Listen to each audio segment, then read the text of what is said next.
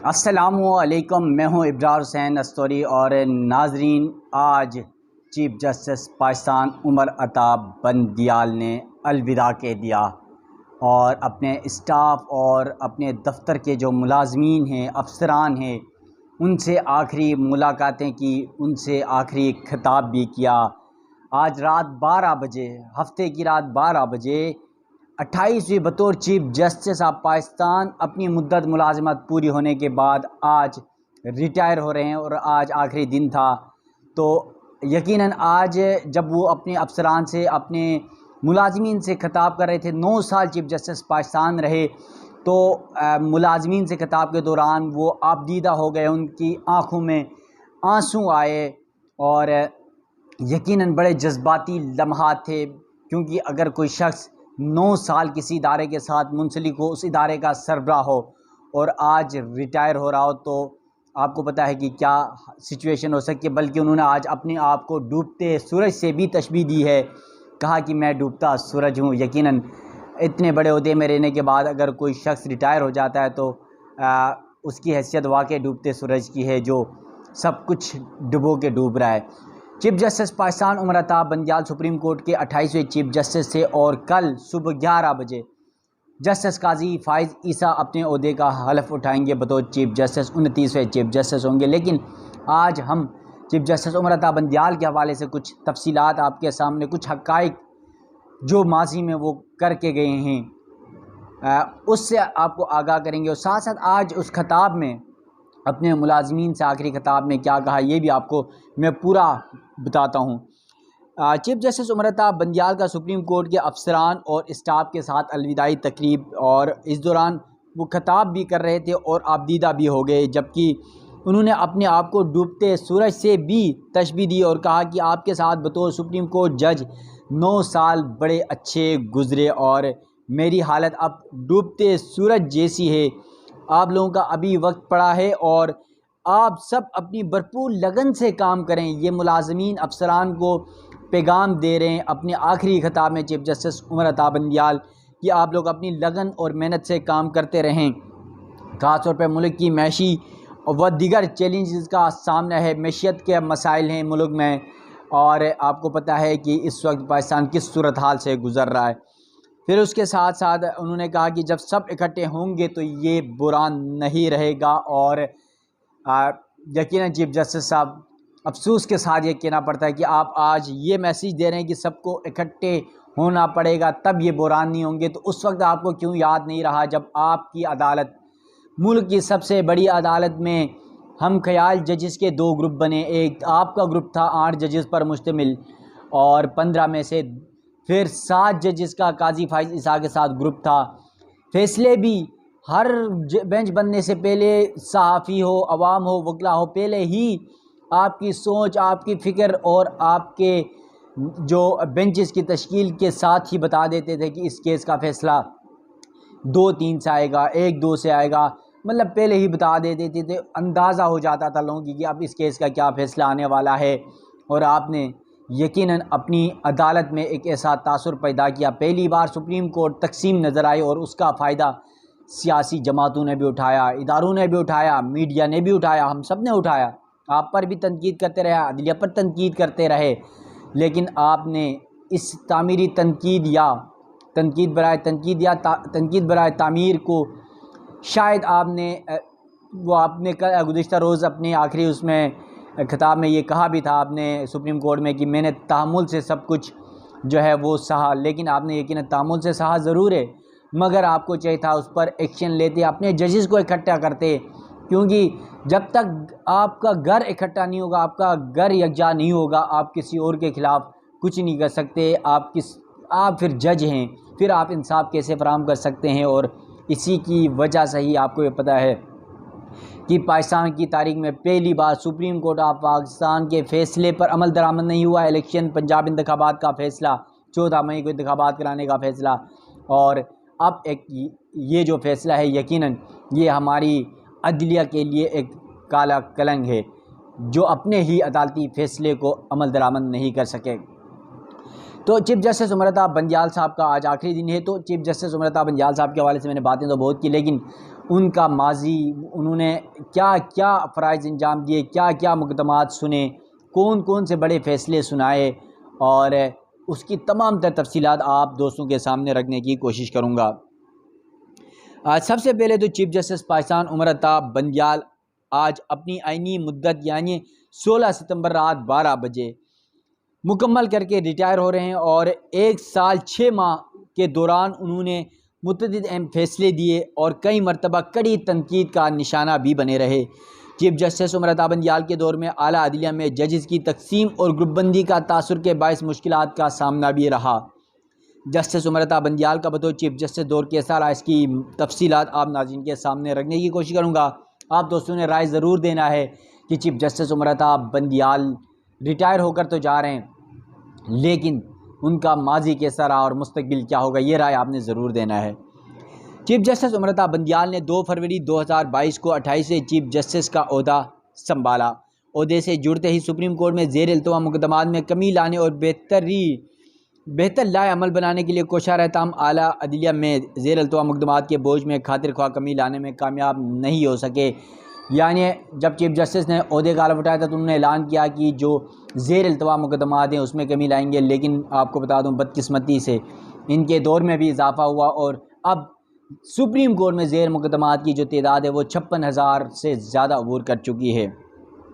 उसके साथ साथ बतौर चीफ जस्टिस सुप्रीम कोर्ट जो है उन्होंने डिप्टी स्पीकर कासिम सूरी यानी सबसे बड़ा फ़ैसला चीफ जस्टिस उमर अताब बंदियाल का रात 12 बजे अदालत खोली थी, आपको याद हो तो, इमरान खान की हुकूमत गिराने के लिए।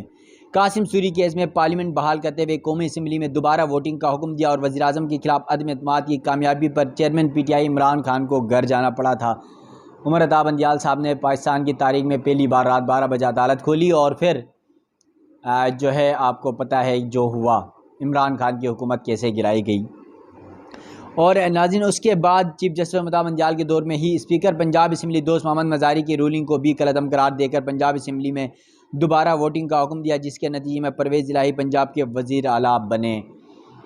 जो इमरान खान की हुकूमत गिरा कर किया था, वहाँ पर पंजाब में इमरान खान की हिमायत करके मामला बराबर करने की कोशिश की चीफ साहब ने, मगर याद रखें अवाम अब बेवकूफ़ नहीं, ये चीज़ें समझ चुकी है कि अदलिया के फ़ैसले हों, इदारों के फ़ैसले हों, अवाम के फ़ैसले हों, हर चीज़ हर शख्स समझ रहा होता है।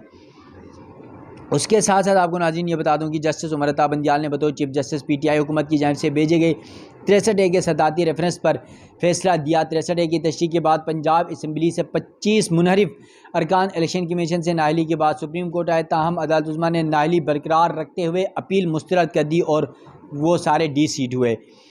उसके साथ साथ ये आपको बता दूँ कि 63A की तशरीह पर इस वक्त की अपोजिशन ने अदलिया और चीफ जस्टिस को शदीद तनकीद का निशाना भी बनाया था। चीफ जस्टिस उमर अताब बंदियाल की जानिब से पंजाब में 14 मई को इंतखाबात करवाने और इस फैसले पर इलेक्शन कमीशन की नज़रसानी मुस्तरद करने का फ़ैसला मुस्तकबिल के लिए इंतहाई अहमियत का हामिल समझा जाता है। लेकिन क्या अहमियत, क्या इस केस का क्या ये समझे कि इस केस को किस नज़र से देखें जिस फैसले पर अमल दरामद ही नहीं हो सका।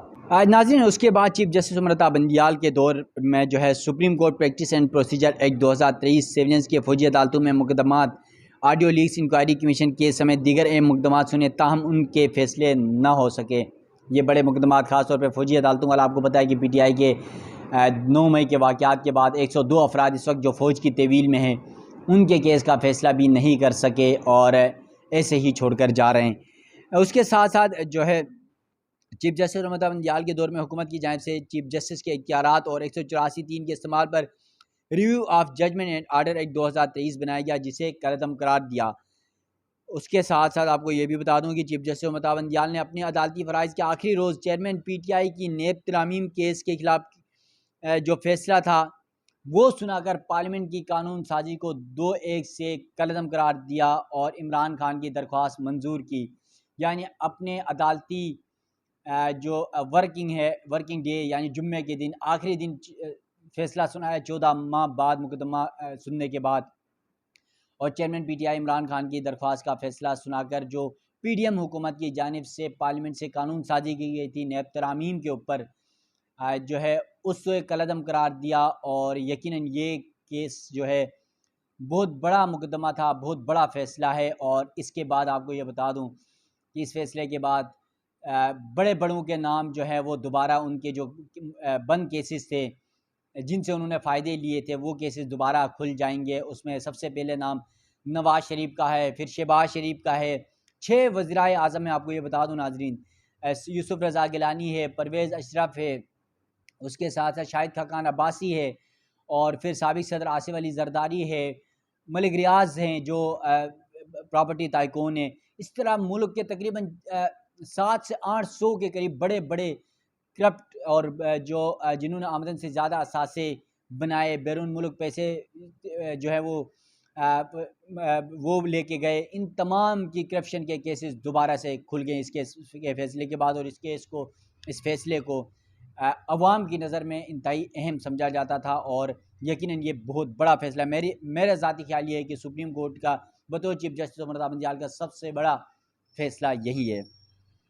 इसके साथ साथ आपको ये बता दूं नाजरीन कि बतौर सुप्रीम कोर्ट जज चीफ जस्टिस उमर अता बंदियाल ने नामजद चीफ जस्टिस काजी फाइज साहब के खिलाफ भेजे गए रेफरेंस सुनने वाले बेंच का सरबराह भी रहे, और 62(1) के तहत ताहयात नहली का फैसला भी तहरीर किया, जिसमें नवाज शरीफ और जहांगीर तरीन की ताहयात नहली हुई थी। उस केस का फैसला भी चीफ जस्टिस उमर अता बंदियाल ने जब बतौर जज थे उस वक्त तहरीर किया। उसके साथ साथ जस्टिस उमर अता बंदियाल अज खुद नोटिस के तरीक़ार पर फैसला दिया। जस्टिस मज़ाहिर अली अकबर नकवी के खिलाफ रेफरेंस भी इन्हीं के दौर में दायर हुआ। चीफ जस्टिस उमर अता बंदियाल अपने मुख्तलिफ मुकदमात में फैसलों और बेंचेस की तश्कील और फुल कोर्ट तश्कील न देने पर सियासी जमातों की जानिब से कड़ी तनकीद का निशाना बनते रहे। और आपको याद हो तो PDM ने जिस दिन 14 मई को इंतखाबात का फैसला सुनाया था सुप्रीम कोर्ट ने, उस दिन सुप्रीम कोर्ट के बाहर PDM में, जिसमें मौलाना फजल रहमान थे और मरियम नवाज थी, पीपल्स पार्टी की क़यादत थी, सब ने गेट के बाहर चीफ जस्टिस के अदालत के सुप्रीम कोर्ट के गेट के बाहर मेन रोड पर धरना दिया, और वहाँ पर बड़ी बड़ी नाराबाजी की गई चीफ जस्टिस उमर अता बंदियाल और अदलिया के खिलाफ। लेकिन इन तमाम मामलात के बावजूद, इन मुश्किलात के बावजूद उमर अता बंदियाल को ये दाद ज़रूर देनी पड़ेगी, उन्होंने तामुल का मुज़ाहिरा किया। अपने फ़ैसलों में या अपने ऊपर तनकीद करने वालों पर तौहीन अदालत की कार्रवाई नहीं की। यकीनन पंजाब इंतखाबात पर अमल दरामद न करने पर तौहीन अदालत ज़रूर बनती थी, और फिर ये जो PDM ने बाहर धरना दिया था, इस पर भी तौहीन अदालत की कार्रवाई ज़रूर बनती थी, मगर ये सब कुछ नहीं किया। और उमर अता बंदियाल का दौर आपको ये बता दूं कि मिला जुला ज़रूर रहा। बतौर सुप्रीम कोर्ट रिपोर्टर, जो मैं खुद ज़ाती तौर पर समझता हूँ कि उमर अता बंदियाल साहब ने तमाम सियासी जमातों को, तमाम इदारों को खुश रखने की कोशिश की। लेकिन जब आप मुसनिफ़ आला होते हैं तो आपने लोगों को खुश नहीं कराना होता है, बल्कि आपने इंसाफ़ करना होता है, इंसाफ़ के तकाज़ों को पूरा करना होता है, आइन और कानून के मुताबिक चलना होता है। यकीनन ये एक तासुर भी दिया जाता है कि इफ्तिखार चौधरी चीफ जस्टिस पाकिस्तान जो साबिक थे, और चीफ जस्टिस साकिब निसार के बाद तारीख़ उमर अता बंदियाल चीफ जस्टिस पाकिस्तान को भी जो है वो किन अल्फाज में याद रखती है, वो तो तारीख़ ही बताएगी। सुप्रीम कोर्ट में कल नाज़रीन आपको बताऊंगा चीफ जस्टिस नए जो बनने वाले हैं काजी फाइज ईसा, क्योंकि सुबह 11 बजे वो हलफ उठाएंगे, तो उसके बाद आपको उनकी भी तफसीलात बताऊंगा कि काजी फाइज ईसा का पूरा प्रोफाइल, वो कब पैदा हुए, उन्होंने कहाँ से तालीम हासिल की, कब वो जज बने, हाई कोर्ट में कैसे आए, पूरी उनकी फैमिली के डिटेल, जिस तरह क़याम पाकिस्तान में उनकी फैमिली की जो खिदमात थी, वो सब आपके सामने रखूँगा। और अगले वीलॉग यानी कल तक के लिए अपने मेज़बान इब्राहिम हुसैन अस्तरी को दीजिएगा इजाज़त। अल्लाह हाफ़िज़।